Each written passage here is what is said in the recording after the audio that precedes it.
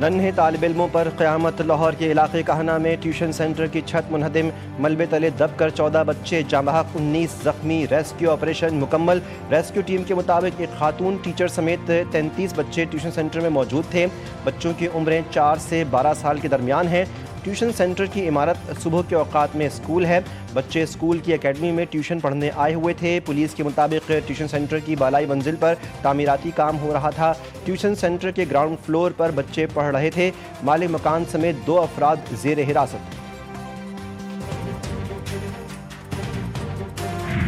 खाना कहना tuition centre, वज़ीर आला पंजाब को इब्तिदाई रिपोर्ट पेश। तहकीकाती कमेटी कायम। इब्तिदाई रिपोर्ट में मालिक मकान की गफलत और इमारत की खस्ता हाली को हादसे की वजह करार दिया गया। अफसोसनाक हादसे में मालिक मकान की बेटी भी जाँ बहक हो गई।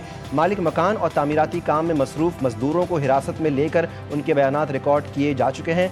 जानबूझकर नुकसान पहुंचाने या किसी तखरीबी कार्रवाई के शवाहिद सामने नहीं आए। जाँ बहक बच्चों के लवाहिकीन की दरख्वास्त पर पुलिस कानून के मुताबिक मजीद कार्रवाई करेगी। वज़ीर आला पंजाब ने आज सुबह इजलास तलब कर लिया, जिसमें तहकीकाती पेशरफ्त, जिम्मेदारों के तयन, कानूनी कार्रवाई और मुतासरा ख़ानदानों की मुआवनत से मुताल्लिक़ उमूर का जायज़ा लिया जाएगा।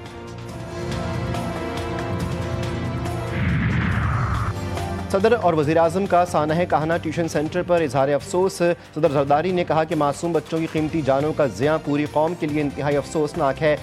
इस तरह की सानहात इदारों के लिए मौसर हिकमत अमली और इक़दामात नागुज़ीर हैं। शहबाज शरीफ ने मुतल्लिक़ा हुक्काम को हिदायत की कि हादसे में ज़ख्मी होने वालों को फ़ौरी और बेहतरीन तिब्बी सहूलियात फराहम की जाएँ ताकि उन्हें बर वक्त इलाज मैसर आ सके। Chairman peoples party Bilawal Bhutto और गवर्नर पंजाब का लाहौर में ट्यूशन सेंटर की छत गिरने से जाँ बहक होने वाले बच्चों के लवाहिकीन से इजहार अफसोस। बिलावल भुट्टो ने अपने एक बयान में कहा कि कहना में कचवाना रोड के करीब होने वाले अफसोसनाक सानहे से शदीद सदमा हुआ।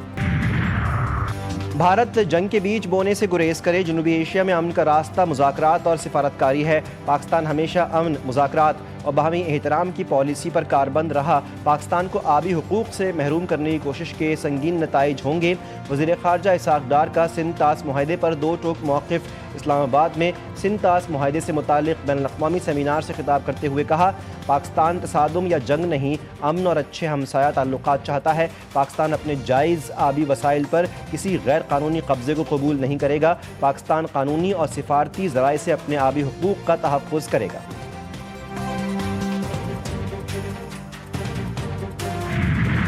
पानी सिर्फ जोग्राफिया का नहीं बल्कि खुराक, मुस्तक़बिल और ज़िंदगी का बुनियादी मसला है। दुनिया अब तस्लीम कर रही है कि आबी वसाइल आलमी सियासत और सलामती का अहम मौजू बन चुके हैं। Chairman peoples party Bilawal Bhutto कहते हैं कि सिंध तास मुआहदे की बहाली के बगैर पाकिस्तान और भारत के दरमियान पायदार अमन मुमकिन नहीं। पाकिस्तान अमन का ख्वाहां है, ताहम अपने अवाम के बुनियादी आबी हुकूक और कौमी मफादात पर किसी किस्म का समझौता नहीं करेगा।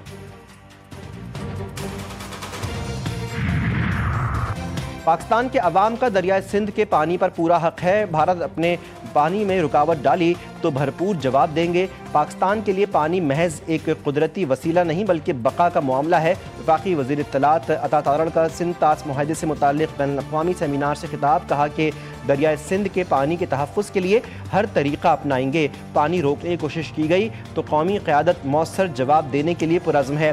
वफाकी वज़ीर मुसद्दिक़ मलिक ने कहा, भारतीय आबी जारहियत से 6000 पाकिस्तानी जाँ बहक हो चुके। इतने लोग जंगों में भी नहीं मरते। भारत का इक़दाम अक़वाम मुत्तहिदा के मंशूर की खिलाफ वर्जी है। पाकिस्तान और भारत के कानूनी माहिरीन में मुकालमे की ज़रूरत है।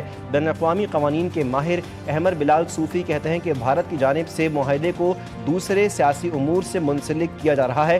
पाकिस्तान हमेशा की तरह अब भी आलमी क़वानीन पर मुकम्मल तौर पर कारबंद है। रूसी माहिर डॉक्टर रोक्सो लानिज़िगोन ने कहा, सिंध तास मुआहदे की शिकों में यकतरफ़ा अलहदगी की गुंजाइश मौजूद नहीं। सियासी मकासद के लिए सिंध तास मुआहदे को कमज़ोर करना दुनिया के लिए ख़तरनाक इक़दाम होगा। जनूबी एशिया के अमन इस्तेहकाम के लिए सिंध तास मुआहदे का बरकरार रहना नागुज़ीर है।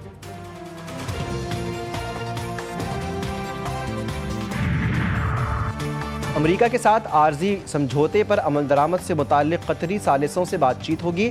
अमेरिका के साथ आर्जी समझौते में शामिल मुंजमद असासों की वापसी पर भी बात होगी। कतरी सालिसों के साथ दोहा में आज बातचीत का इम्कान है। तर्जुमान ईरानी वज़ारत ख़ारजा इस्माइल बक़ाई की न्यूज़ कॉन्फ्रेंस कहा कि लेबनान से मुताल्लिक़ ईरान का मौक़िफ़ बिल्कुल वाज़ेह है। امریکہ کی جانب سے وعدوں کی پاسداری مفاہمتی یادداشت کے متن سے جانچی جائے گی۔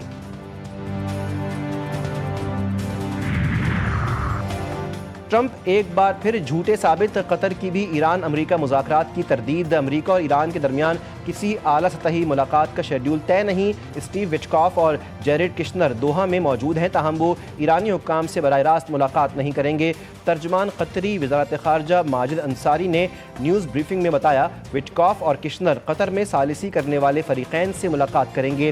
منجمد فنڈز کا معاملہ واشنگٹن اور تہران کے درمیان مذاکرات کی پیش رفت سے جڑا ہوا ہے۔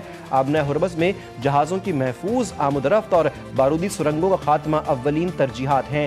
ایران کے 6 ارب ڈالرز کے منجمد فنڈز ابھی تک تہران منتقل نہیں کیے گئے۔ مفاہمت ایک دو طرفہ عمل ہے۔ اگر امریکہ مفاہمتی یادداشت پر عمل کرے گا تو ایران بھی اپنی ذمہ داریاں پوری کرے گا۔ ایرانی صدر کا امریکہ کو واضح پیغام۔ مسعود پزشکیان نے کہا کہ غیر معقول، شیخی اور بے بنیاد دھمکیوں کے مقابلے میں ایران کا موقف بالکل واضح ہے۔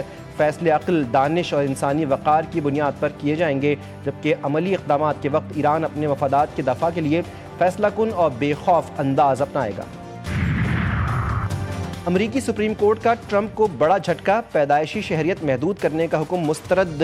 خبر رساں ایجنسی کے مطابق ٹرمپ انتظامیہ نے ایک ایگزیکٹو آرڈر کے ذریعے امریکہ میں پیدا ہونے والے ایسے بچوں کو خودکار امریکی شہریت سے محروم کرنے کی کوشش کی تھی جن کے والدین دوسرے ممالک سے آئے ہوں اور مستقل قانونی حیثیت نہ رکھتے ہوں۔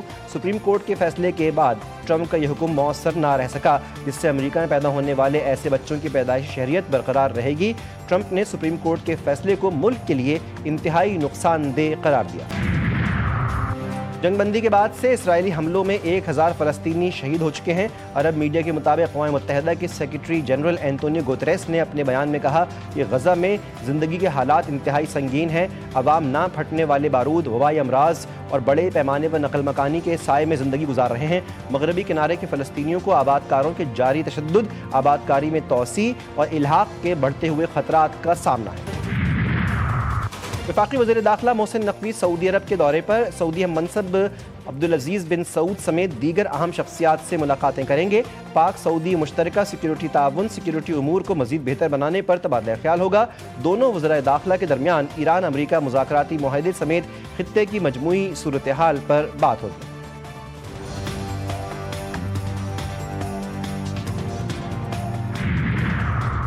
حکومت کو تجویز دی ہے کہ مولانا کی ثالثی پیشکش سے فائدہ اٹھایا جائے۔ Chairman Peoples Party Bilawal Bhutto نے سربراہ جمعیت علماء اسلام مولانا فضل الرحمان سے ان کی اسلام آباد رہائش گاہ میں ملاقات کے بعد میڈیا سے بات کرتے ہوئے کہا، ہم سب کی خواہش ہے کہ آزاد کشمیر کا مسئلہ حل ہو۔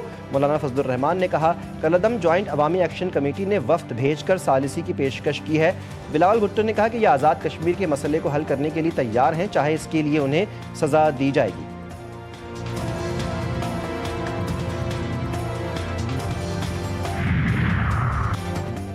پنجاب کا طلبہ کے لیے آسان ترین اقتصاد پر ای بائکس متعارف کروانے کا فیصلہ۔ Transport and mass transit department کا اہم اجلاس۔ طلبہ کو 1 سال میں 1 لاکھ ای بائکس دی جائیں گی۔ پنجاب کے سرکاری ملازمین بھی آسان اقتصاد پر ای بائکس حاصل کر سکیں گے۔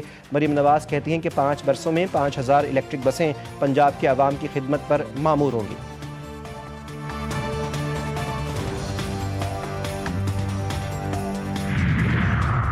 پیٹرول کی قیمت کا مارجن نارمل ہوتے ہی عوام کو ریلیف دیں گے۔ پاکستان کے مالی حالات بھارت جیسے نہیں، اس لیے حکومت کے پاس قیمتوں کا بوجھ خود برداشت کرنے کی گنجائش محدود ہے۔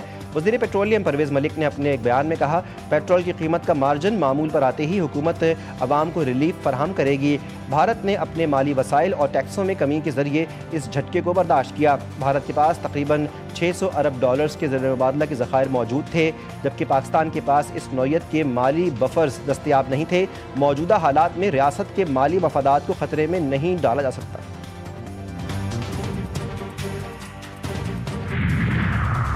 مہنگائی کے مارے عوام کے لیے اچھی خبر، نئے مالی سال کے آغاز پر ایل پی جی کی قیمت میں بڑی کمی۔ اوگرا نوٹیفیکیشن کے مطابق ایل پی جی کی فی کلو قیمت میں 67 روپے 33 پیسے کمی کی گئی، جس کے بعد 1 جولائی سے ایل پی جی کی نئی قیمت 241 روپے 43 پیسے فی کلو گرام مقرر کر دی گئی۔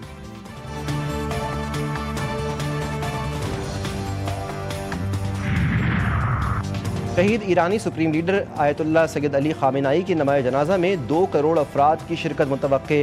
مرکزی تقریبات کا آغاز 4 جولائی سے تہران میں ہوگا۔ انتظامات حتمی مراحل میں داخل۔ تہران، قم اور مشہد مقدس میں 6 جولائی کو تاریخی اجتماع ہوگا۔ سپریم لیڈر اور ان کی بیٹی، بہو، داماد اور نواسی کی نمائے جنازہ ہوگی۔ امام علی رضا علیہ السلام کے روضے میں شہید سپریم لیڈر کی تدفین ہوگی۔ وزیر اعظم اعلیٰ سطح کے وفد کے ساتھ شرکت کریں گے۔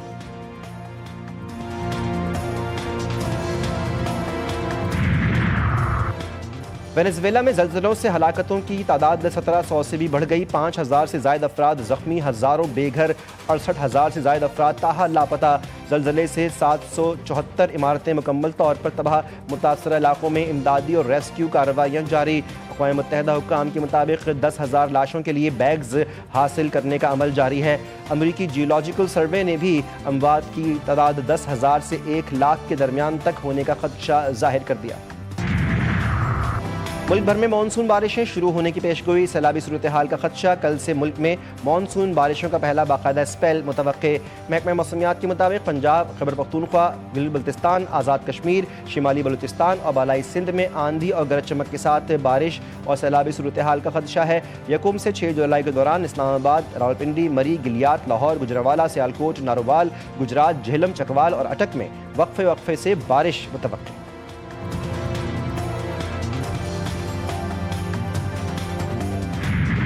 اور پیراگوئے کا ورلڈ کپ میں بڑا اپسیٹ، 4 بار کی عالمی چیمپئن جرمنی کو شکست، ٹورنامنٹ سے باہر۔ میچ کا فیصلہ پینلٹی شوٹ آؤٹ کے سڈن ڈیتھ سیشن میں ہوا۔ تاریخی کامیابی پر پیراگوئے میں جشن، حکومت کا عام تعطیل کا اعلان۔ مراکش بھی فیفا ورلڈ کپ کے پری کوارٹر فائنل میں پہنچ گیا۔ مراکش نے نیدرلینڈز کو پینلٹی شوٹ آؤٹ پر شکست دی۔ 5 بار کی فاتح برازیل بھی بمشکل ہی اگلے مرحلے میں پہنچنے میں کامیاب۔